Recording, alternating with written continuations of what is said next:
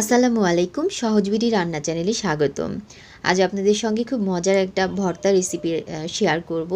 গরম গরম ভাতের সঙ্গে এটি খেতে খুব অসাধারণ। ফুলকপি দিয়ে চিংড়ি মাছের ভর্তা। আশা করি আপনাদের সবার ভালো লাগবে। যদি ভালো লাগে তাহলে প্লিজ প্লিজ প্লিজ আমার চ্যানেলটি সাবস্ক্রাইব করবেন এবং শেয়ার করবেন বন্ধুদের সঙ্গে।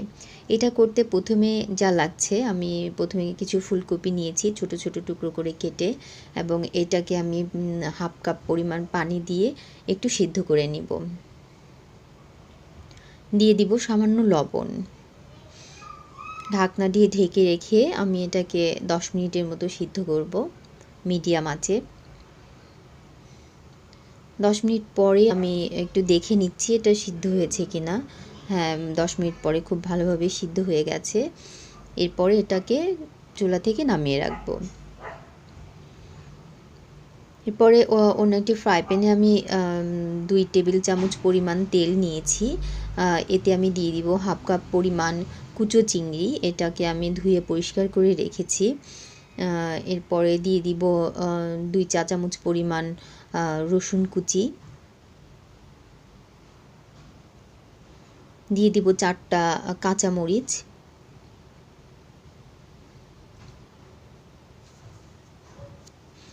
দেওয়ার পর একটু ভেজে নিব, নেড়ে চেড়ে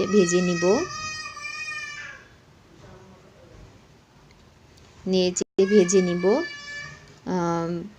যখন একটু লবণ দিয়ে নিচ্ছি। এরপর যখন চিংড়ি মাছটার একটু কালারটা চেঞ্জ হয়ে আসবে, রঙটা চেঞ্জ হয়ে আসবে, তখন এতে আগে থেকে সিদ্ধ করে রাখা ফুলকপিটা দিয়ে দিব। ফুলকপিটা দেওয়ার পর আবার একটু ভালো করে নেড়েচেড়ে নিব এবং এটাকে একটু পোড়া পোড়া করে ভেজে নিব। একটু রেখে দিয়ে একটু পোড়া পোড়া করে ভেজে নিলে খুব সুন্দর একটা স্মেল আসে।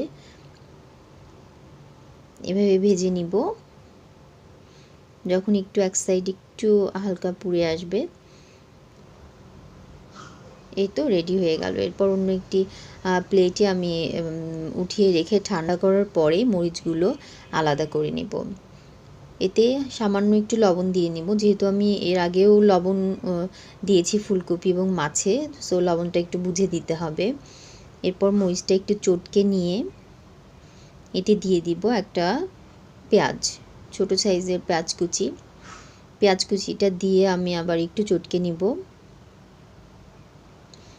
চটকে নেওয়ার পরে এতে দিয়ে দিব 1 টেবিল চামচ পরিমাণ ধনিয়া পাতা। খুব ছোট ছোট করে কেটে ধনিয়া পাতাগুলো দিয়ে দিব।